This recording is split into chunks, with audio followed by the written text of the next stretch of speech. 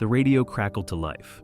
Unit 5, respond to a possible suicide attempt. Male, mid-30s, unresponsive. Caller states there's a note.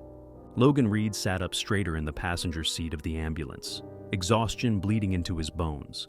It was the last hour of a 13-hour shift, the point where fatigue sank deep, where caffeine barely helped, and where all he wanted was to go home. But this was a call he couldn't ignore. Mason, his partner, groaned.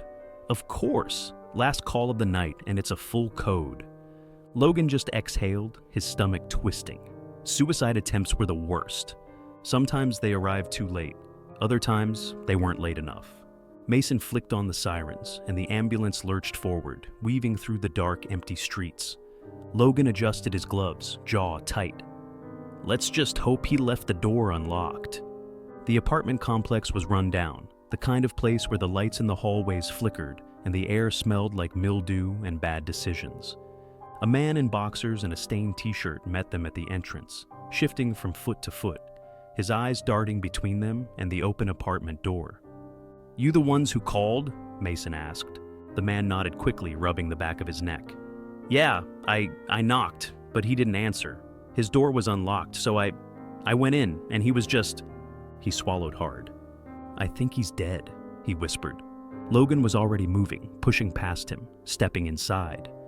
And the second he did, he knew the neighbor was wrong, because the man wasn't dead. Not yet. The apartment was small, dimly lit, and smelled of stale air and something heavier, something wrong. Logan followed the trail of discarded pill bottles, leading straight to the bathroom. That's where he found him. A man, mid-30s, gaunt face, hollowed-out eyes, was sprawled on the tile, chest barely rising. Logan's pulse kicked up. There was still time. The note was crumpled near the sink, ink smudged with water. Logan didn't read it, because it wasn't his job to read notes. His job was to bring people back, whether they wanted to or not. Logan dropped to his knees beside the man, fingers pressing hard against his neck. Faint pulse. Slow. Weak.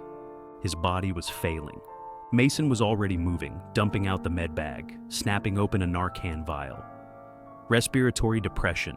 He's gonna stop breathing if we don't push this now. Logan nodded, grabbing his BVM bag valve mask and forcing air into the man's lungs. He took a lot. We're gonna need more than one dose. The Narcan kicked in fast. The man's body jerked violently, his back arching as if someone had shocked him. His mouth opened, gasping, choking, eyes snapping open in pure terror. And then he started fighting. It always happened like this. They'd bring someone back, and their first instinct was to resist. Logan had seen it 100 times. People came back angry, because for them, this wasn't a rescue, it was a robbery. They'd stolen his death. The man thrashed, limbs weak but desperate, reaching for Logan's uniform. His bloodshot eyes locked onto him, full of something raw, something broken. No! His voice was hoarse, panicked. You weren't supposed to... His breath hitched, chest still struggling to work properly. Logan's grip on him tightened. Hey, you're okay. We've got you. No, you don't get it. His voice cracked, turning into something almost pleading. I don't want to be here. Logan kept his expression calm. His hands were firm but gentle, keeping the man from pulling out his own IV. He had to stabilize him, get him to the ambulance. That was the job, but the man kept begging. Please, he whispered, voice wrecked and trembling. Please, just let me go. Logan clenched his jaw, and he lied. It gets better. The man's face twisted, something between rage and heartbreak. He let out a hollow, bitter laugh. No, it doesn't. The ambulance rattled as it sped down the darkened streets, sirens slicing through the night. Logan sat on the bench seat, one hand steadying the IV drip, the other gripping the bag valve mask, squeezing in slow, measured breaths. Across from him, the man lay on the stretcher, eyes wide, hollow, staring at the ceiling, but not really seeing anything. Then, barely above a whisper, "You should have let me die." Logan's chest tightened. He had heard those words before, from overdose patients, from trauma victims who had fought their way back from the edge, from people who had nothing left except their own pain and the cruel mercy of an ending they'd been denied. But something about this guy felt different. The way he said it, Not as anger, not as a plea, but as a fact, a statement of truth, as if he had never expected this to go any other way. Logan adjusted the IV line, his movements automatic, clinical. "I get that you feel like that right now," he said, keeping his voice level. "But things change." The man let out a hoarse, broken chuckle. "Yeah? And when's that gonna happen?" Logan hesitated, because he didn't have an answer. "You don't get it," the man murmured, voice cracking. "You think you saved me, but I don't want this. I have nothing. I am nothing." Logan forced himself to stay neutral, professional, because this wasn't his job. He was here to keep this man alive, not to convince him to live. Still, something about this call was sinking into his skin. He sighed, running a hand through his hair. "Look, man, I don't know you, and I'm not going to pretend I understand what you're going through. But I do know this." He leaned forward, voice firm but calm. "You're here, and that means you get another shot. Whether you believe that's a good thing or not, it's still yours." The man just shook his head, eyes filling with something distant, something broken. And then he whispered, "Not for long." The ambulance jolted, turning sharply into the hospital bay, its tires screeching against the pavement. Logan barely noticed. His focus was on the man lying in front of him. Not for long. That was what he had said, not in anger, not as a plea, just a cold, unshakable truth. And Logan hated it. He had been on this job long enough to know when a patient was fighting to live and when they weren't. This man wasn't, and there wasn't a damn thing he could do about it. "Let's move," Mason said, unbuckling the stretcher straps and pushing the gurney toward the exit. The man didn't resist. He just lay there, hollow-eyed, staring up at the ceiling, letting them wheel him through the bright hospital doors. Logan handed off the paperwork to a nurse. He was supposed to feel relief. This was the part where they left, where the job was done, where he walked away. But instead, he just stood there, watching as the ER swallowed the man whole, like the hundreds of others before him, like the hundreds still to come.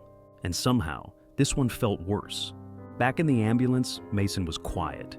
It wasn't often that calls stuck to them like this, but this one did. Logan stared at the dashboard, jaw clenched, that final whisper still rattling in his skull. "Not for long. I know what you're thinking," Mason finally muttered. Logan exhaled through his nose. "Do you?" Mason gave him a pointed look. "You think he meant it?" Logan didn't answer, because he did. And there was a part of him that knew with sickening certainty that the next time someone called 911 for that man, they wouldn't get there in time. And maybe that was exactly what he wanted. 3 weeks passed. The call faded into a blur of other emergencies. Overdoses, car wrecks, cardiac arrests. It should have been just another name in a long list of forgotten faces. But Logan never quite forgot. And then one morning, a nurse stopped them in the ER hallway. "Hey," she said, "you guys brought in that suicide attempt a few weeks ago, right? The guy from the apartment?" Logan's stomach dropped. Mason glanced over, wary. "Yeah. Why?" The nurse's expression darkened. He tried again. Silence. Logan's heartbeat pounded in his ears. The nurse hesitated, then shook her head. This time, no one found him in time. Logan stood there. The hospital corridor stretched out around him, bright fluorescent lights buzzing overhead, but everything felt distant, muffled, like he was hearing the nurse's words through a layer of static. This time, no one found him in time. Mason let out a slow breath beside him, rubbing a hand over his face. He didn't say anything. Didn't have to. Because what could you say? They had brought him back. And for what? So he could die alone a few weeks later, in some dingy apartment, swallowing down the same pain he had always carried? Logan's jaw clenched. He had been in this job long enough to know that they didn't win every battle. Sometimes people you saved still found a way to slip through your fingers. But this one stung, because he should have known. Because that night in the ambulance, when the man had looked him dead in the eye and whispered "not for long," he had meant it, and Logan had let it happen anyway. They walked out of the ER in silence. The early morning air was cold, but Logan barely felt it. His legs moved on autopilot, boots hitting the pavement with heavy, measured steps, as he climbed back into the ambulance. Mason settled into the driver's seat, exhaling sharply. "Damn shame," he muttered. Logan didn't answer, because it wasn't just a damn shame. It was a loss, a real, tangible, gut-wrenching loss, and he hated losing. He looked down at his hands. They weren't shaking. They never shook anymore. But deep inside, something was. Because he knew, without a doubt, that when his shift ended, when he finally dragged himself home and laid in bed, staring at the ceiling, too tired to sleep, that man's face would still be there, his voice, his eyes, his final words. Not for long. And for the first time in a long time, Logan didn't know if he could do this job anymore.